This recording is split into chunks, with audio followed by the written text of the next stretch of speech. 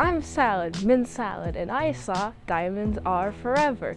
It is directed by Guy Hamilton, written by Richard Maybaum and Tom Mankiewicz.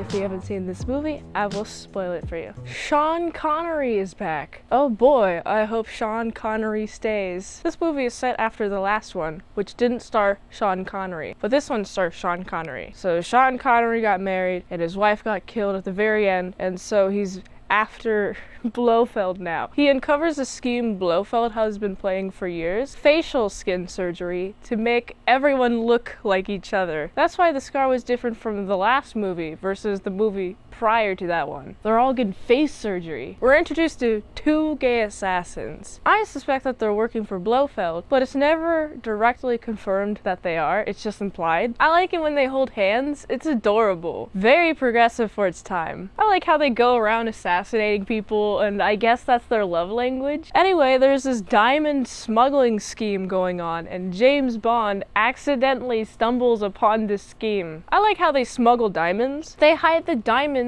in the body of a corpse. How clever is that? Nobody's gonna want to reach in and grab diamonds from a corpse. Bond is recruited in a mission to stop diamond smuggling by partaking in it with fake diamonds. He's supposed to go undercover as Peter Franks. However, there's a tell that James Bond is very unique to having. He says, Franks. Peter Franks, like Bond, James Bond. No normal person introduces themselves like James Bond does, so that's an immediate tell, and I wonder how nobody got that at all. I guess these people don't really know James Bond that well. There's an epic scene where James Bond is doing the dastardly deed of giving these criminals fake diamonds, and then he's knocked out, placed into the funeral box, and sent through the cremator, and it seems like he's not gonna have any way to get out. I'm like, how is James Bond gonna get out of this? And then I felt this was a little cheap. The people receiving the diamonds realized they were fake, and so they pulled James Bond out to interrogate him.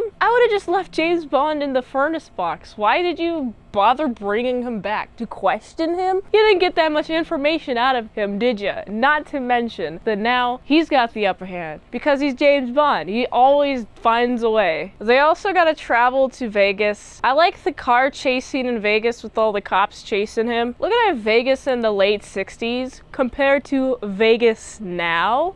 Whoo boy, it's so different. For one, the population density is pretty much none. Compared to now, there's just population everywhere.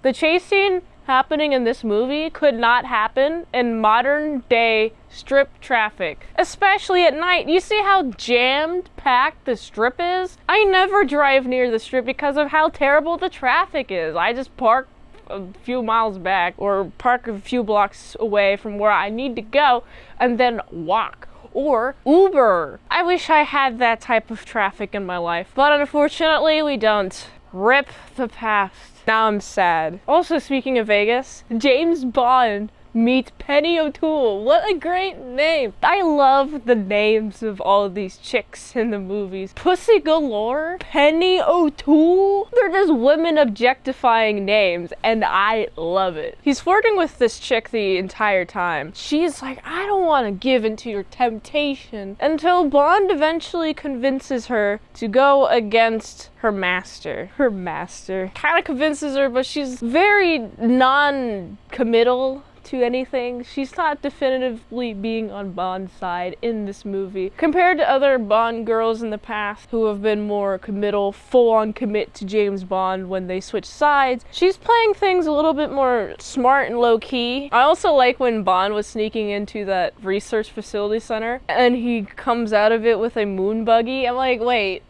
what? He has a moon buggy from when they faked the moon landing? There's actually a set of the moon in there. And all these people are just in rough terrain, driving while he's driving a moon buggy. And I guess it's best for the Nevada terrain that there is. It's pretty epic. I like it. And I like when they crash, the things go explode. I feel like in this movie things just unneedlessly explode when things collide. It's so cool, but yo, It's not how explosions work. Bond eventually uncovers some plans by the head honcho Diamond Man to make a laser satellite for weapon uses. Of course, it's always weapon uses. And Bond shuts it down. Good old Bond. I like how this movie moves from east to west, because from Vegas, and now we're in Baja, California, where the oil rig device is happening. And he goes kablowy.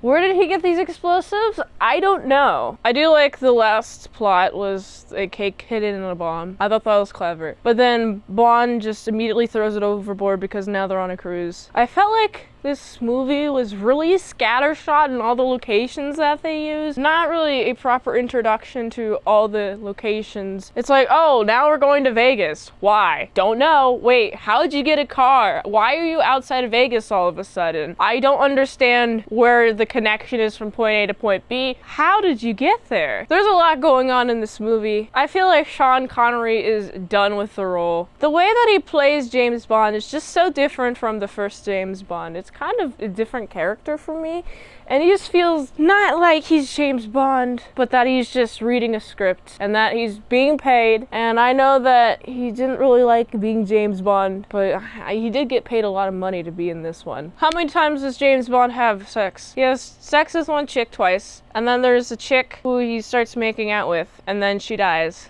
Rip. I feel like James Bond is having sex with all the women that he can because they could just die next to him or near him or the day after they see him. Who knows? The first interaction that people have with him, they end up dying afterwards. Or they are in a precarious, dangerous situation. So it makes sense that James Bond is just like, I'm just gonna sleep with him, okay? YOLO. Well, I guess YOLO.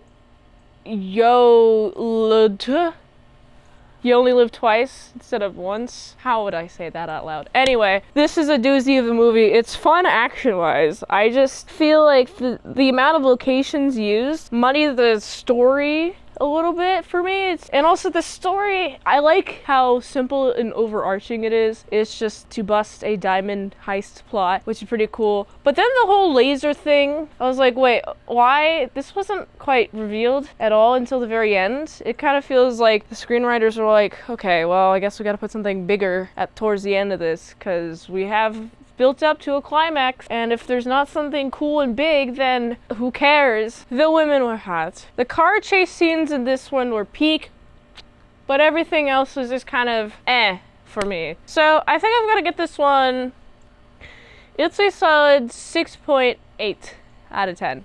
If you like this review, watch another on the platform where likes at $20 dinos, patreon.com/ASEPresents for one movie review per 1 month. Go to this link tree to support the daily grindiness of all them daily movies, so go here. And until next time in Salad Slaw, I'll see you later, my salad croutons and bacon bits.